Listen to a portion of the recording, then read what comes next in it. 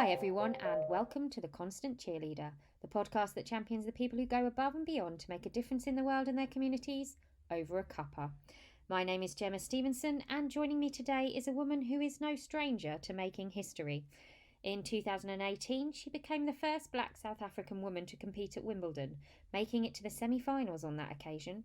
And as one of the top tennis players in the world, she's got her eyes on a spot on the podium when the rescheduled Tokyo Paralympics take place in 2021. Off the court, she's got ambitions too, and wants to see the day when women's sport is on a level playing field with men's, all the way from grassroots to elite level. Here to give us 30 minutes of her best map talk this week is KG Montjane. Hi KG, how are you? I'm well, thanks, and how are you, Jamal? I'm good. It's been a long time. It's been, 8 months since I last saw you? Most definitely, it's been forever.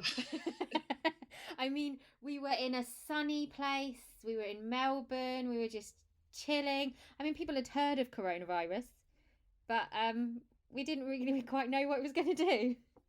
We were in the coastland, I think, and we were thinking there's a lot of smoke in Melbourne. Are we gonna be able to play? But hey, the smoke subsided. We were in Melbourne playing some great tennis, and as we were planning the year ahead, then boom, coronavirus came to stand still. Were you out in America when, because there was a tournament, wasn't there, on the tour, where it had literally just started? Were you out in America when that happened? No, actually, I was planning to go to America, and I just pulled out the day before I was supposed to fly out because this coronavirus story was just starting to spread around. Then I made a decision the day the day before I fly out to just sort of cancel everything. And 2 days after that, or 3 days after that, the tournament in the US got cancelled, and I was like, "Oops, it's good that I trusted my gut." So I didn't even make it to the US because of that. And first question I've got to ask you, KG, and it is something we never really get a chance to have when we're at tournaments, is what cuppa are you joining us with this evening?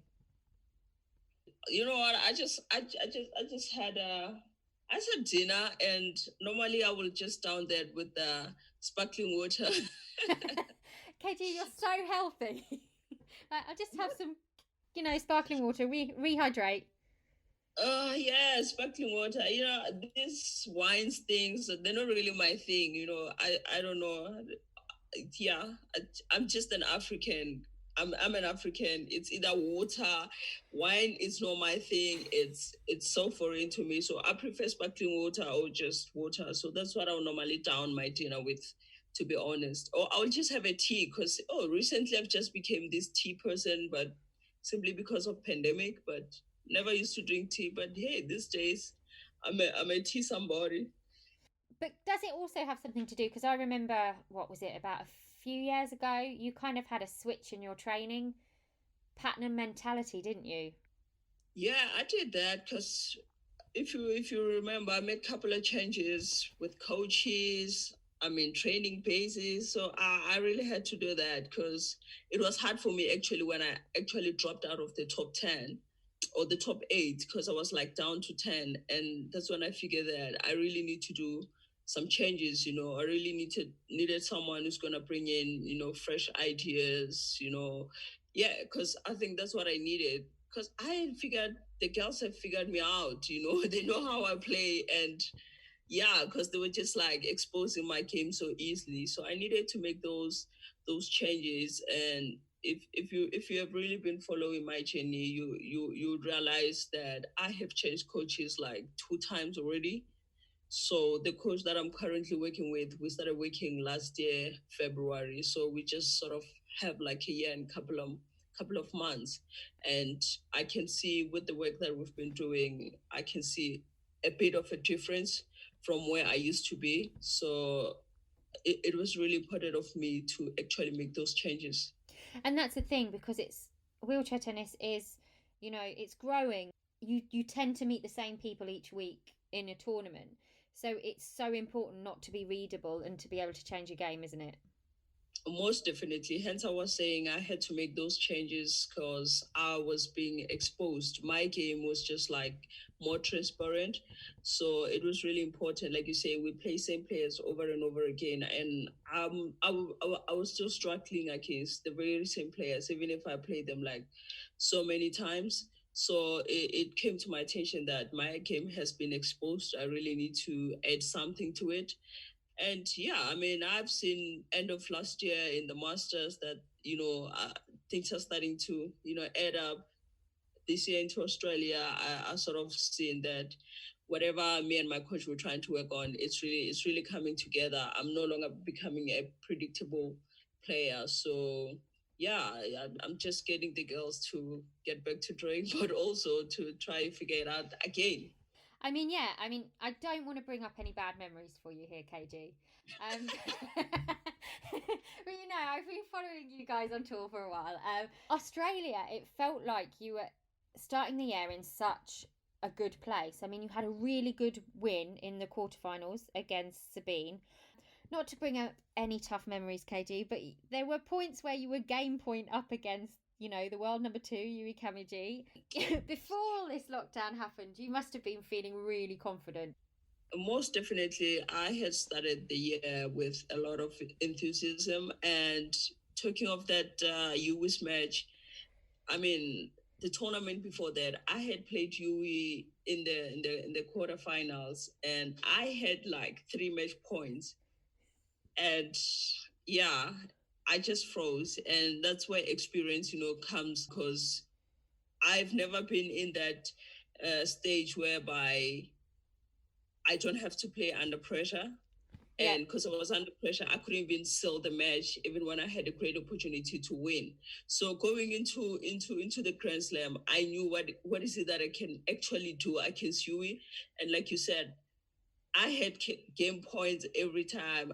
I was on advantage every time. But it goes back to uh, that experience, So for me, it's really a positive thing to take, because now I'm able to see how close I am. And with the coach that I have now, he's so good in, this match analysis. So I'm able to understand the stats now, because I come out of that match, I'm like, I played so bad. And he dish out all the stats in front of me. I'm like, this is unbelievable. How did I feel to just like take a match like that? So it comes with experience, but with what he's bringing on the table, it actually helping my confidence, because now even if I don't win a match, but I understand how close I am. And you are right. I was very confident in this in the beginning of the year, and I was looking to go into Paralympics. And you know what? Make sure that I finish on that podium, because the numbers, like I said, the stats are showing it for themselves how close I am to actually beating these girls. And that's the thing. I mean, we tend to forget sometimes when we're watching you is before you were 19, you didn't even know what tennis was. You're not one of those people that have started when they were like, as soon as they could hold a racket, like when they were 3 or 4. I think you told me once in an interview you were forced into sport. Yeah. Yeah, I mean, honestly, like you mentioned, I mean, I'm from the rural part of South Africa. That's where I grew up. We don't grow up seeing all these fancy facilities. And I went to a rural school that didn't even had sports facilities. It just had, a soccer ground, which it was so dusty. It didn't have grass.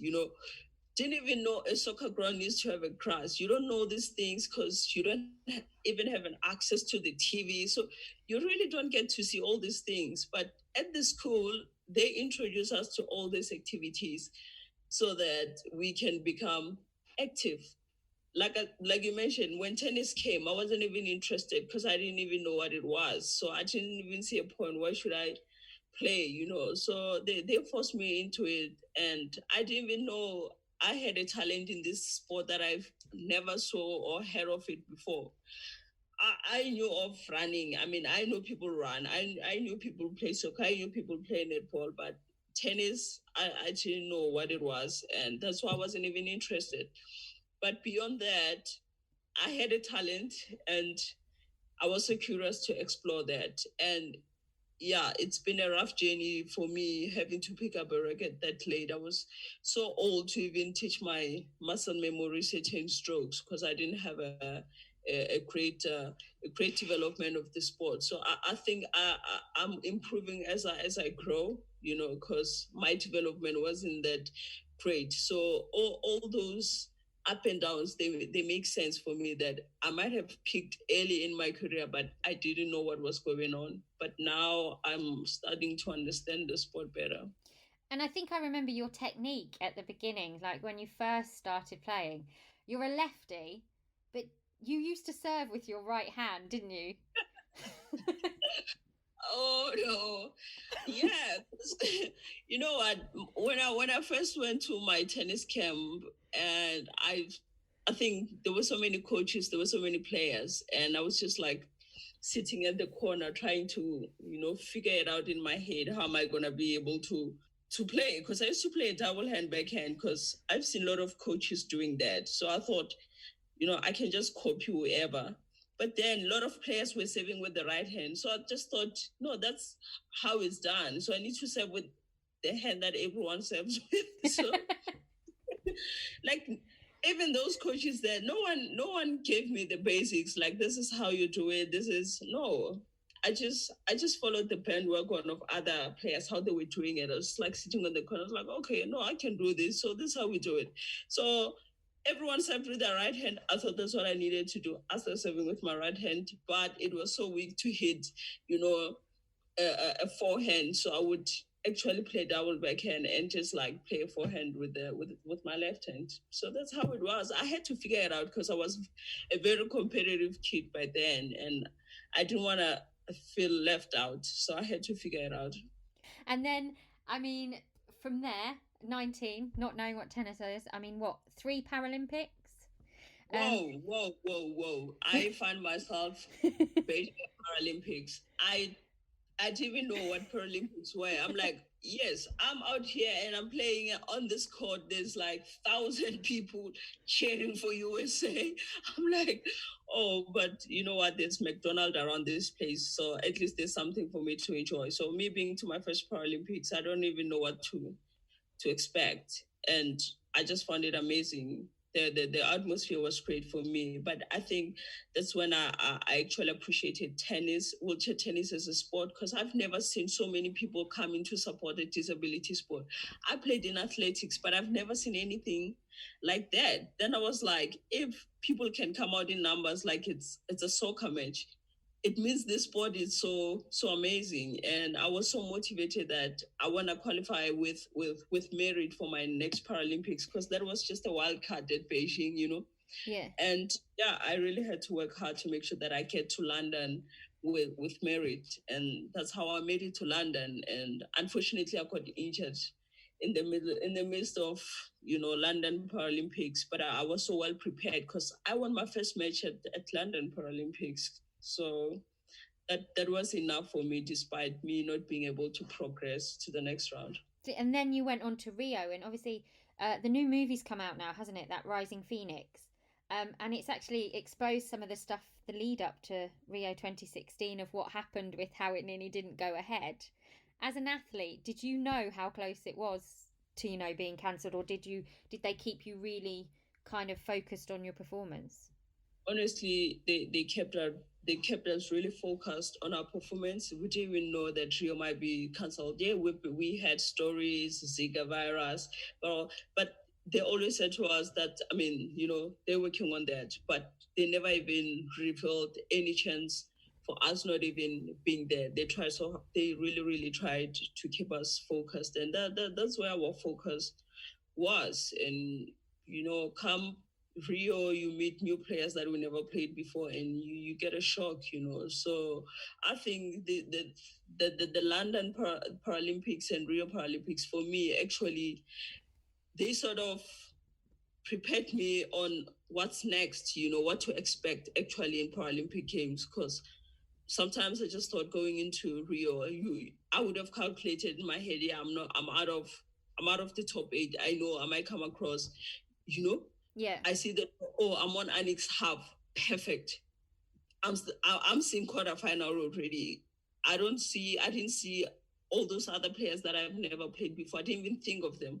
But now I know better. Going into Japan, actually, it was like you need to be prepared for those that you never played before, because that's where the shock might come.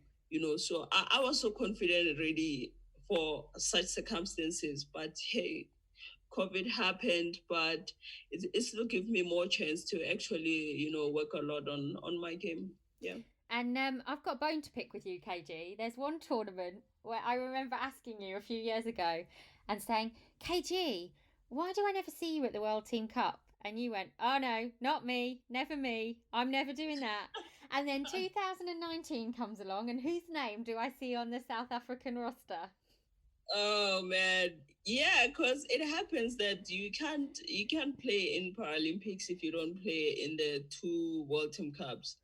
So yeah, but you know what? I think I'm not a team player. I know I still play doubles, but I'm not really a good team member.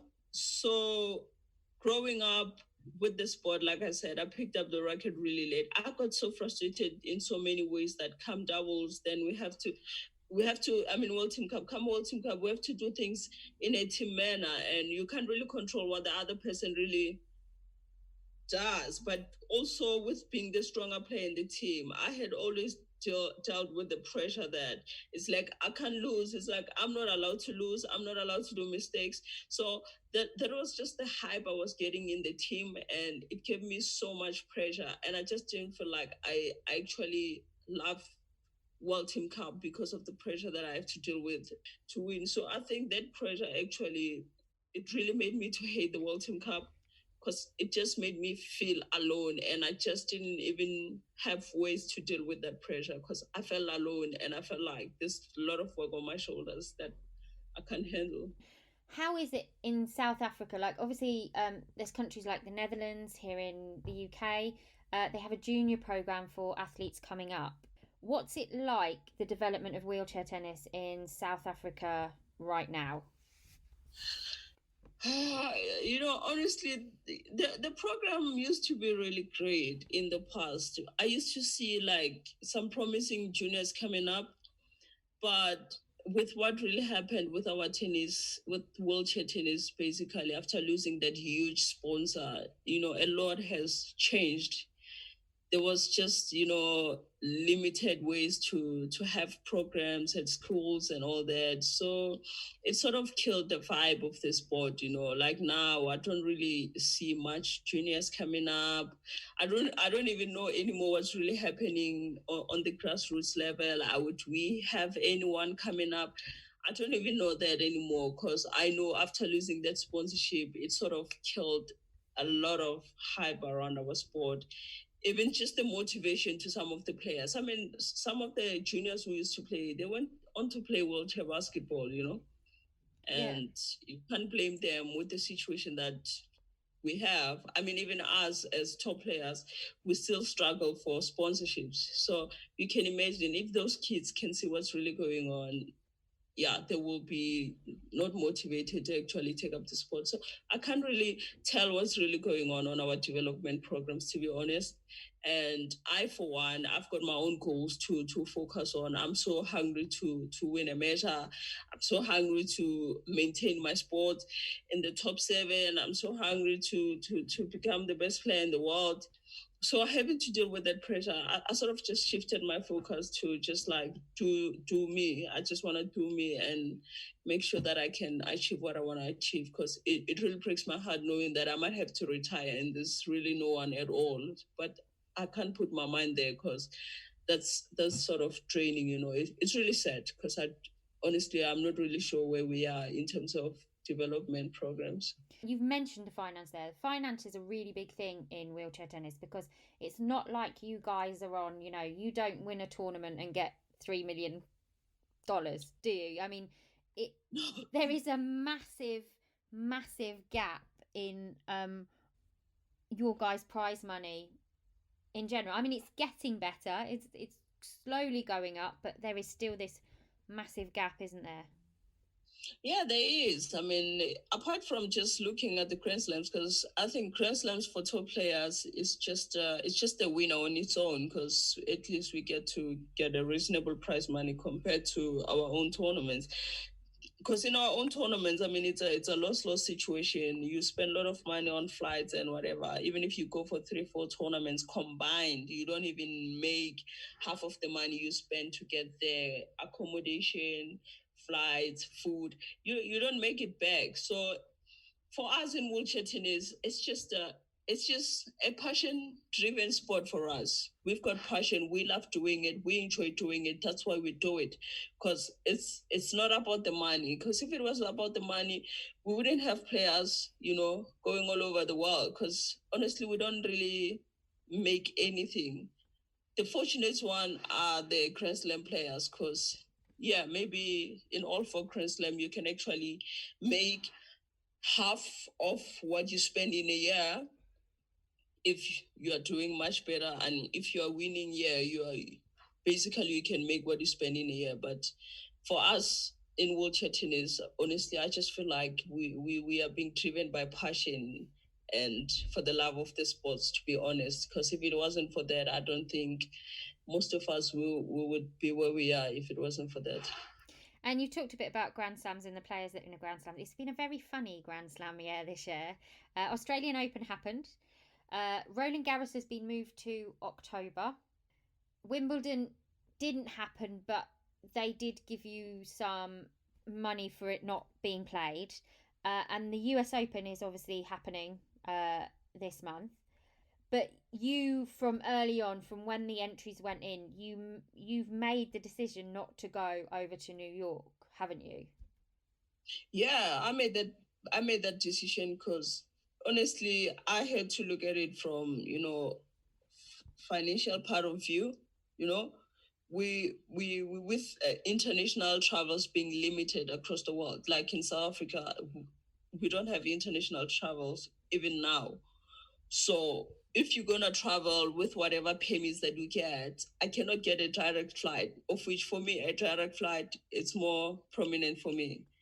I would know that it's just 16 hours flat, then I would be in New York. But now I had to go to Europe, or I have to go to Qatar, I have to go to,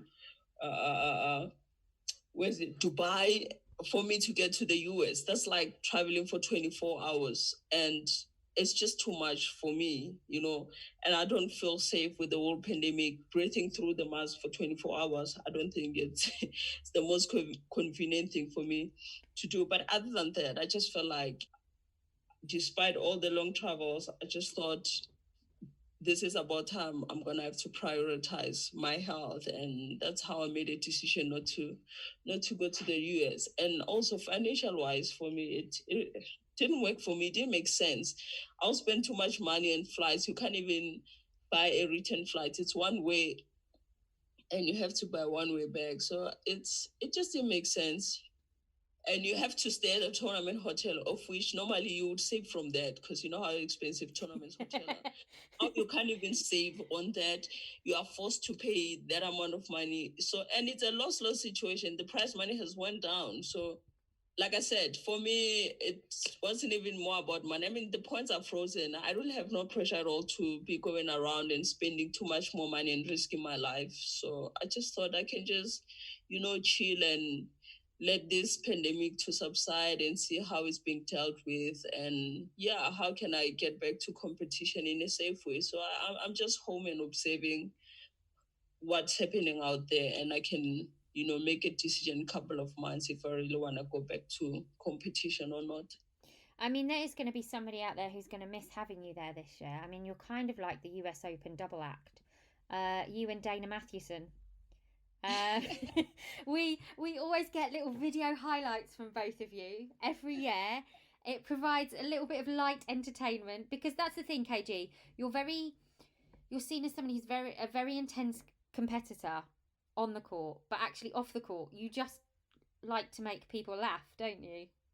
Yeah, I'm actually, yeah, you're right. I'm a very funny person. I like I think being happy, or laughter makes me who I am. And obviously having a friend like Dana, who just gets me and my weirdness, those who think I'm weird. But Dana's one person who really gets me, and I can actually be myself around her without having to explain myself, because she just get it that there are people like me who just have, overly sense of humor, you know.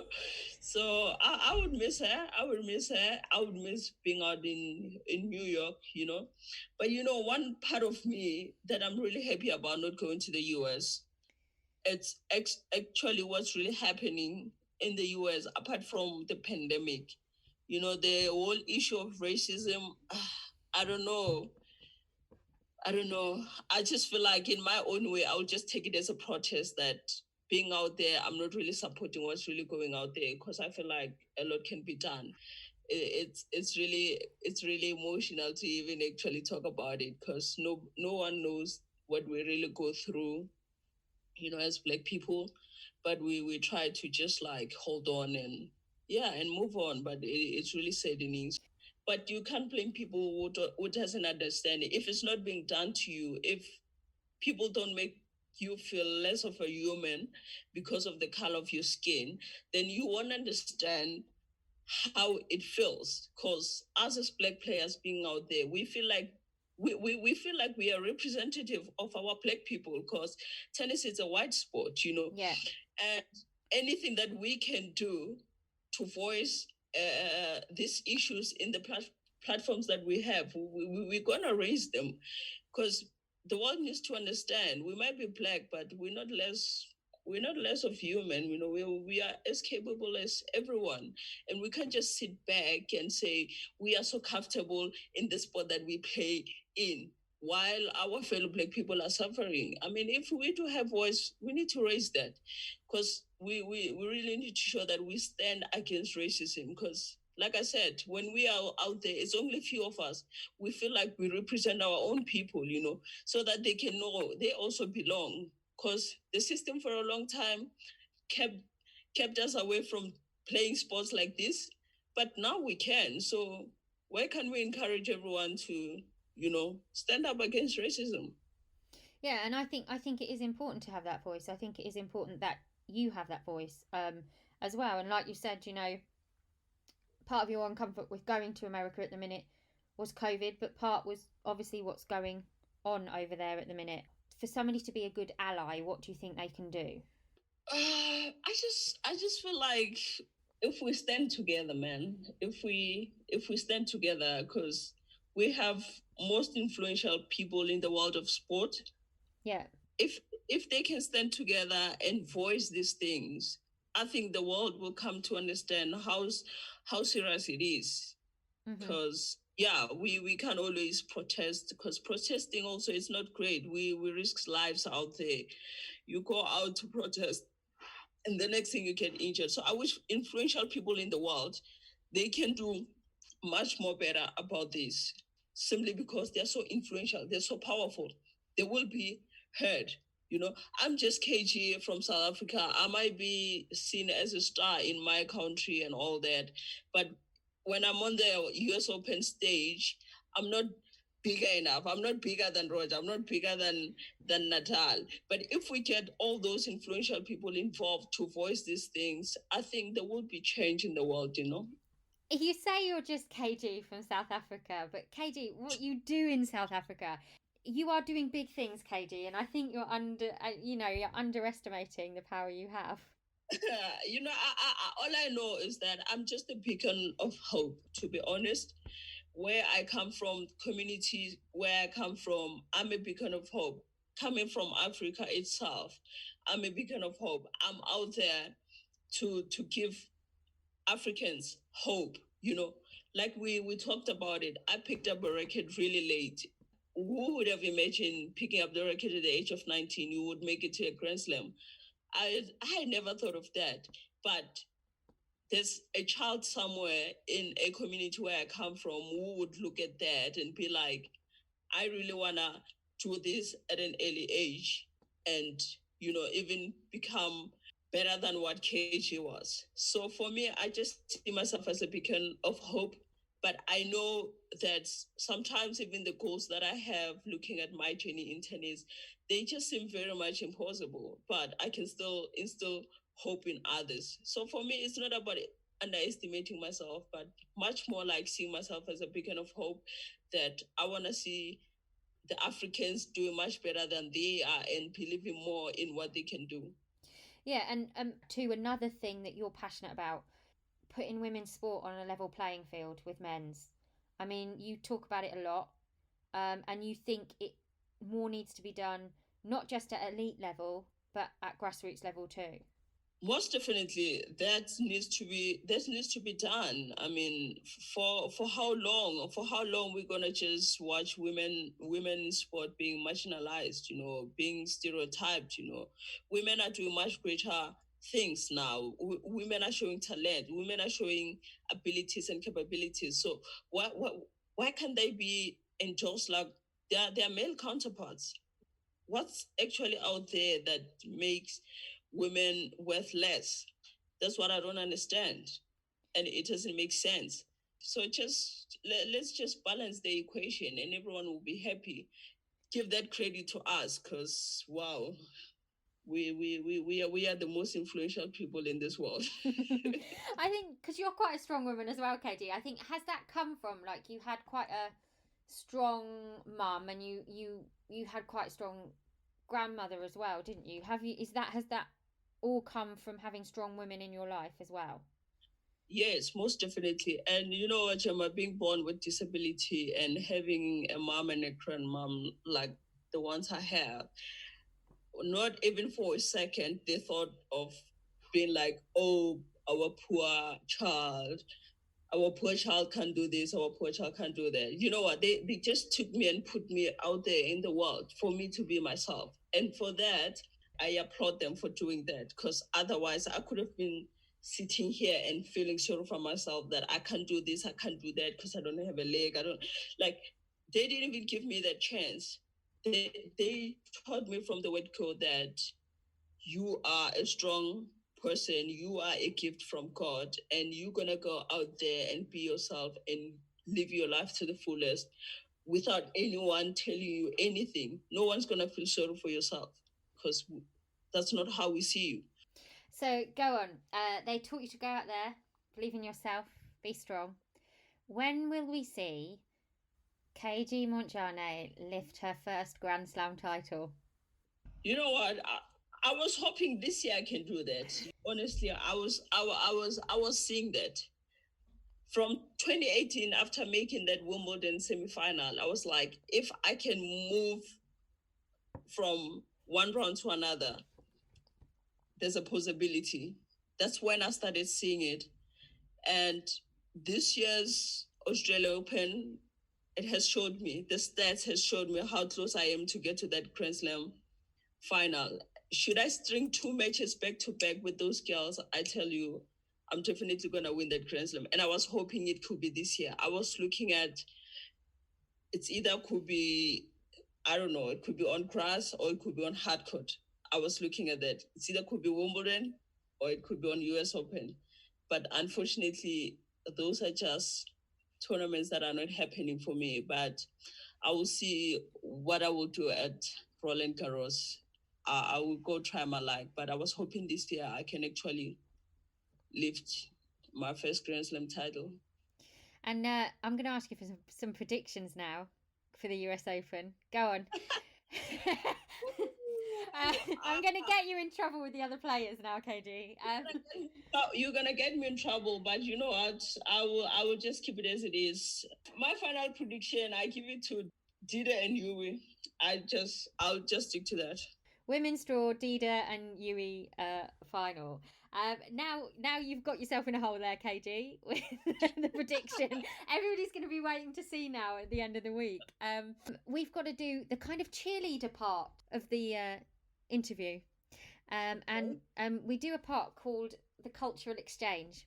In cheerleading, so when we go off to international competitions, we give people from other cultures something from our culture and they give us something back from their culture.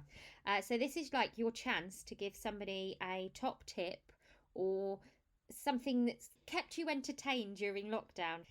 So have you got a cultural exchange, KG? You know what? A cultural exchange, let me just tell you, as an African, the most cultural thing we carry all over, whichever stranger that you come across, whether you know or you don't know, learn to be kind to them. That's the exchange culture that I can give to anyone out there. Because as an African, whether we know you, whether we don't know you, whether you're a stranger or not, we're always kind to you. We greet you. But kindness, it's my exchange culture for this episode. So be kind out there. I love that. I love that cultural exchange. And just one more thing, KG, making you work. We need some motivation from you as well. So there's a part in cheerleading called Mat Talk.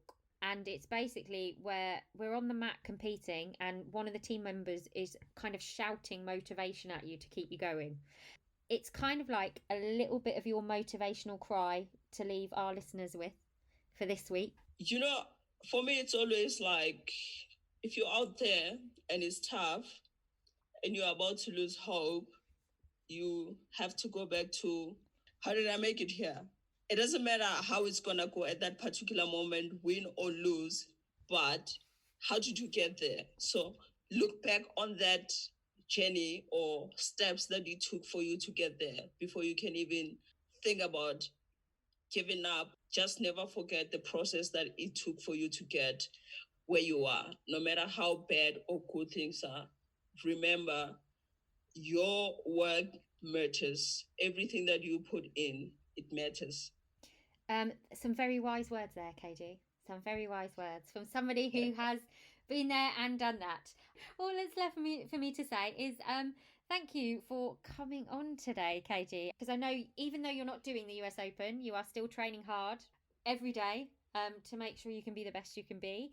And also, thank you to everyone for joining us and listening. Once again, you don't have to do that, and you join us every week without fail. So I'll leave you with one final message, and that is to stay safe and stay well. And we will meet again at the same time next week to champion another of life's cheerleaders. Thank you.